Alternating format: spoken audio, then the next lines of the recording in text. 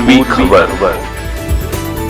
रानीगंज के 91 number ward गिरजापाड़ा अंतर्गत mission उड़ान वेलफेयर समिति की ओर से एक रक्तदान शिविर का आयोजन किया गया। না না, এটা আমার সেকেন্ড বার হলো। আমি আর প্রথমে এই ফাউন্ডেশনই আগের বছর দিয়েছিলাম। তো অবভিয়াসলি আমার রক্তদান ভালো লাগে। সাধারণত এটা তো 3-4 মাস পর আবার আমাদের শরীর রিফিল করে নেবে, আমাদের কোনো প্রবলেম হবে না। এবার যাদের রক্তরে যাদের থ্যালাসেমিয়া বা বিভিন্ন কারণে কোনো প্রবলেম আছে তারা এই রক্তটা পাবে। অবভিয়াসলি আমাদের খুবই ভালো লাগবে কোনো প্রাণ যদি বাঁচে। সাধারণত आपको बता दें कि विशेष चिकित्सकों की टीम द्वारा 100 यूनिट रक्त इकट्ठा करने का लक्ष्य रखा गया था। इस कार्यक्रम के दौरान मुख्य अतिथि के रूप में रानीगंज विधायक तापस बनर्जी, रानीगंज बोरो 2 के अध्यक्ष मुजम्मिल शहजादा अंसारी, वरिष्ठ समाज सेवी संदीप भालोटिया, आसनसोल जिला अस्पताल के अध्यक्ष निखिल चंद्र दास और कई गणमान्य व्यक्तिगण उपस्थित थे। आए हुए सभी अतिथियों को उत्तरीय पहनाकर सम्मानित किया गया। साथ ही साथ रक्तदाताओं को सर्टिफिकेट दे सम्मानित किया गया। आइए जानते हैं आगे की जानकारी। মানে কততম যদি বলি তাহলে এটা আমাদের 52তম ক্যাম্প। আমাদের 100 ইউনিটের যে ক্যাম্পটা হয় ওটা প্রত্যেক বছর জানুয়ারি মাসে আমরা থ্যালাসেমিয়ার বাচ্চাদের অ্যাজ আ গিফট হিসাবে 100 ইউনিট ব্লাড প্রোভাইড করি।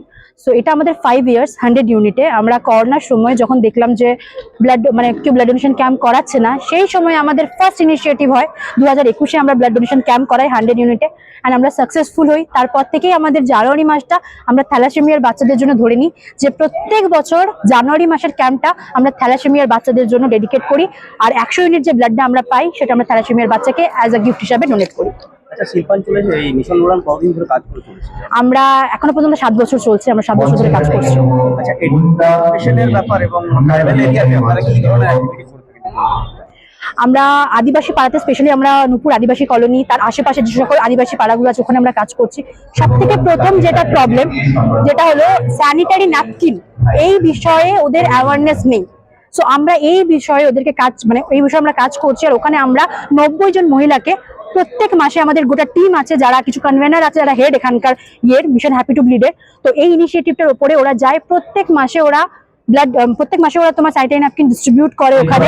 আর তাছাড়াও যে জায়গাটা টোটাল আমাদের অ্যামাউন্ট শুধুমাত্র আদিবাসী পাড়া নয়, লেপ্রোসি কলোনি, কুষ্ঠ কলোনিতেও আমরা যাই, ওখানে গিয়ে আমরা প্যাড ডিস্ট্রিবিউট করি। টোটাল 160 জন মহিলাকে প্রত্যেক মাসে আমরা স্যানিটারি ন্যাপকিন দিই। তাছাড়াও বৃদ্ধাশ্রম, অনাথ আশ্রমে কাজ তো আমরা করি, আমরা রেড লাইট এরিয়াতেও কাজ করেছি, আমরা থার্ড জেন্ডার কমিউনিটির সাথেও কাজ করেছি।